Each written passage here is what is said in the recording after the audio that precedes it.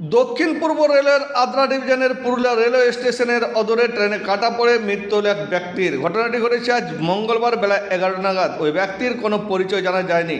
যদিও রেল লাইনে ট্রেনে কাটা পড়ার ঘটনার কারণে পুরুলিয়া রেল স্টেশনের বাইরে দাঁড়িয়ে পড়ল আসানসোল থেকে টাটাগামী প্যাসেঞ্জার ট্রেন।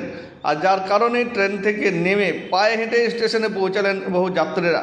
পুরুলিয়া জিআরপি থানার পুলিশ সূত্রে জানা যায়, আজ মঙ্গলবার বেলা 11:30 নাগাদ পুরুলিয়া রেল স্টেশনের বাইরে তেলকলপাড়া ওভারব্রিজের কাছে এক ব্যক্তি ট্রেনে কাটা পড়ে মৃত্যু হয়।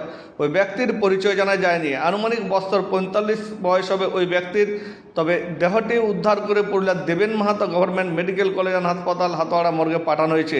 ওই ব্যক্তির পরিচয় জানার চেষ্টা চালাচ্ছেন পুরুলিয়া জিআরপি থানার পুলিশ।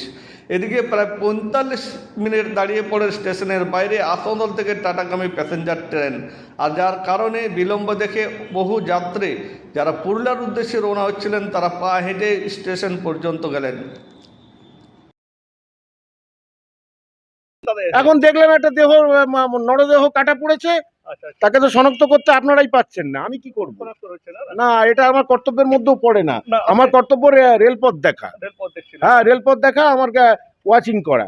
আমি ওয়াচিং করে একটু ছামার নিচে আছি, কিন্তু আমি রেল লাইন ছেড়ে যাইনি। আর কি দেখবো? আর বিশাল জনগণের ভিড় দেখলাম। হ্যাঁ, আমার নাম অরবিন্দ কুমার দত্ত। ট্রেন কতক্ষণ আপনার ডিলে হচ্ছে এখানে? এখানে প্রায় 45 মিনিট হয়ে গেল, দাঁড়িয়ে আছি চুপচাপ। কেন দাঁড়িয়ে আছি জানেন কিছু? না, কিচ্ছু জানা নেই, কোনো কিছু কেউ জানায়ও নেই, কেউ কোনো অ্যানাউন্সমেন্ট নেই, কিচ্ছু নেই। ট্রেনে আউট অফ পুরুলিয়া আউটারে দাঁড়িয়ে আছি আমরা।